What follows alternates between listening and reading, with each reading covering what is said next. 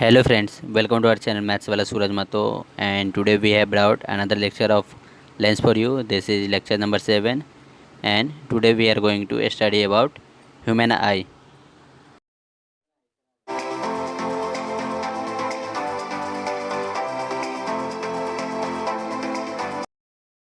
तो आज का लेक्चर जो है हम लोग एक डिबेट के साथ स्टार्ट करते हैं। तो आप लोगों में से लगभग सभी को ये कभी ना कभी तो माइंड में ही होगा कि हमारा आई के अंदर क्या है, हमारे आँखों के अंदर ऐसा क्या है कि हम लोग को दिखाई देता है, हमारा आँख पलकें क्यों झपकती है, फिर अचानक से बहुत बार हम लोग जब दूर का देखना होता है तो हम लोग आँख बड़े क्यों कर लेते हैं, जब आँख पे लाइट पड़ती है तो ये अपने आप बंद कैसे हो जाती है।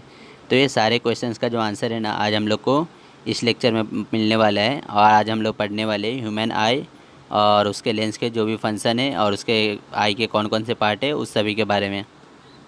तो हम लोग एक एक करके सारे पार्ट्स के बारे में पढ़ेंगे। सबसे पहला जो पार्ट है वो है कॉर्निया। तो यहाँ पे जो डायग्राम है तो यहाँ पे आप लोग देख पा रहे हो कॉर्निया को।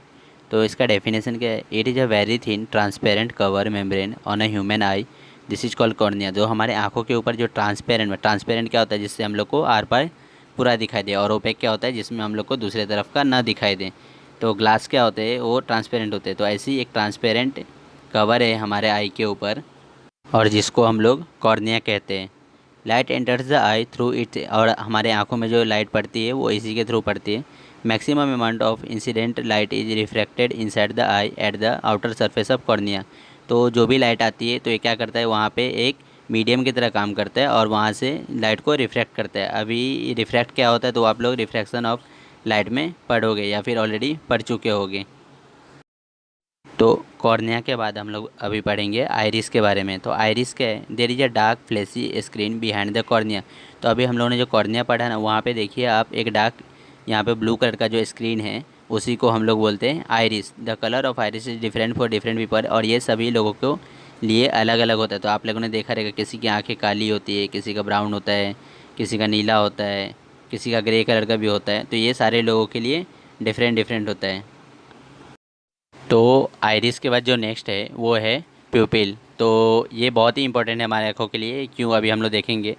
इसका अगर पढ़े तो क्या है? There is a small hole of changing diameter at the centre of the iris. Iris के सेंटर में आप लोग कभी भी आँख में देखोगे ना, तो एक ब्लैक कलर का एक सर्कल के जैसा रहता है। तो वो छोटे से डायमीटर का एक सर्कल रहता है, उसी को हम लोग बोलते हैं प्यूपिल। और प्यूपिल control the amount of entering of the light.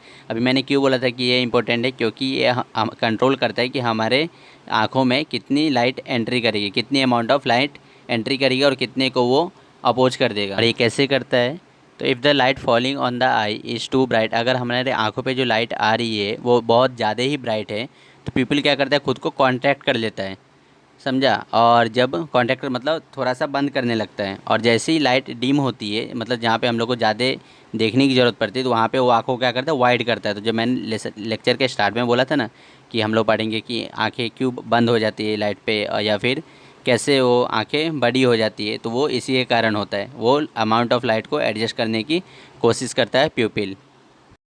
तो अब तक हम लोग ने जो भी पढ़ा वो आई के बाहर के जो भी मतलब पार्ट्स है उसके बारे में। अभी हम लोग एक्चुअल में देखेंगे कि आई का वर्किंग कैसे होता है। तो उसके लिए हम लोग पढ़ेंगे लेंस के बारे में। On the surface of iris there is a bulge transparent layer, this is double convex transparent crystalline lens just behind the pupil. मतलब हम लोग के जो आइरिस होती है ना, उसके पीछे एक ट्रांसपेरेंट लेयर फॉर्म होता है, अभी जो मैं मार्क करके दिखा रहा हूँ वो। और ये कैसा होता है? Double convex transparent crystalline lens. हम लोगों ने डबल कॉन्वेक्स लेंस देखा है ना, तो वैसे ही वो डबल कॉन्वेक्स लेंस है, लेकिन ये ट्रांसपेरेंट है। ट्रांसपेरेंट है मतलब क्या होता है कि उसमें मतलब एक साइड से दूसरे साइड पूरे दिख सकता है और ओपेक में नहीं दिखता। तो ये कैसा है? ट्रांसपेरेंट है। तो ये जो लेंस है ना, इसका काम क्या है तो अभी देखते हैं। The lens provide a small adjustment of focal length to focus of the image. और ये क्या करता है? लेंस का काम क्या होता है? जो भी मतलब जो लाइट रे आती है ना, उसके हिसाब से ये फोकल लेंथ को एडजस्ट करता है ताकि इमेज का फोकस बराबर हो। The lens create real and inverted image on the object and the screen inside the eye. और लेंस का काम क्या है? जो भी मतलब लाइट आएगी तो ऑब्जेक्ट का लाइट आएगी तो उसका हम लोग को इमेज बना के देगा। और इमेज कैसा होगा? रियल और इन्वर्टेड। वो कहाँ पे? तो एक स्क्रीन होता है रेटिना, वहाँ पे। और रियल एंड इन्वर्टेड इमेज क्या है वो हम लोगों ने ऑलरेडी पीछे के लेक्चर्स में पढ़े हुए हैं। तो लेंस के बाद क्या है, अगला जो हम लोग पढ़ रहे हैं वो रेटिना। रेटिना क्या होता है, हमारी जो आई का जो बाहर का पार्ट तो अभी हो गया, अंदर ना एक स्क्रीन के जैसा होता है जिसको हम लोग बोलते हैं retina. This screen is made up of light sensitive cell and it's called retina. एक ऐसा है लाइट सेंसिटिव, मतलब लाइट को देखते ही रिएक्ट करते हैं। The cell get excited when light fall on them and generate electric signal. तो जैसे ही लाइट वहाँ पे फॉल होती है ना, ये एक इलेक्ट्रिक सिग्नल जनरेट करता है। This signal are convey to brain और थ्रू ऑप्टिक नर्व। और वो जो ऑप्टिक नर्व यहाँ पे आप लोगों को दिख रहा है, वहाँ से हमारे ब्रेन के पास वो सिग्नल जाता है। फिर ब्रेन को, और मतलब ब्रेन उसका सोचता है कि हम लोग को क्या करना है यहाँ पे।